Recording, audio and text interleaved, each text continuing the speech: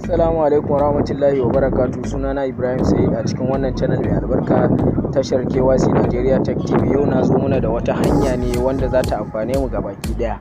Ya kamata duk wanda bai bude device nashi ba ya je ya bude device nasa ya kalla wannan abu. Wannan abun da ake kiransa location management gauging location. Kaga nan gurin wannan na kunna nawa gashi nan gurin yadda kuke gani. Idan kana da waje alin misali yanzu kana da waje karan inda kake ya kamata a ce ka kunna nan. A nan gurin zaka kalla za su nuna ma on. Gashi nan da na kunna nawa nan kana taba nan yanzu zai kai ka wajen sai ka taba on, kana taba on shikenan ka kunna wannan location din. Ba a so kuma ka yi tsawon tafiyar minti me suka ce ma a nan gurin tsawon mita 50 ne kawai ba sa so. Gashi nan kai tafiya yanzu anan da kuke gani gashi nan yanzu anan na kunna location nawa gashi nan yanzu haka nan ga latitude dina ga longitude dina. To a nan gurin shine zaka dinga amfani da shi. In ka bar wannan location din to ba zai taba yiwa kai registration yayi ba. To shi yasa na ce bari nuna ma yan uwana baki daya dan su ma su amfana.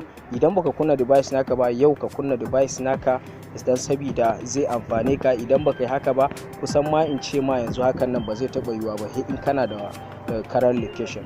Yanzu haka da kuke gani gashi nan gurin sun bada daman kai. Kaga wannan na sama daya ga na biyu ga na uku ga na hudu ga na biyar. Kana da damar ka sa location kwaya biyar wanda kake yin registration kai mai yawo.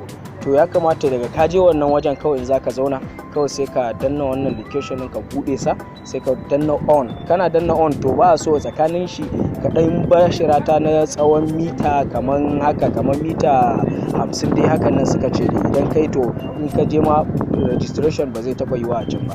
To shine nace bari nuna yan uwa da baki daya. Nagode da kasancewa da tashar KYC Nigeria Tech TV. Sai mun haɗu a bidiyo na gaba. Mun gode.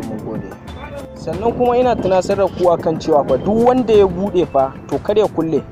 Idan ka kulle zaka iya rasa device naka kamar yadda na gaya muku cewa in babu shi ba babu registration.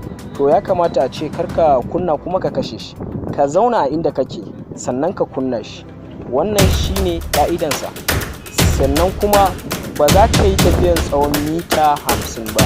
Idan ka yi daga nan ba zai taɓa yiwa kai aiki da shi ba. Mun gode.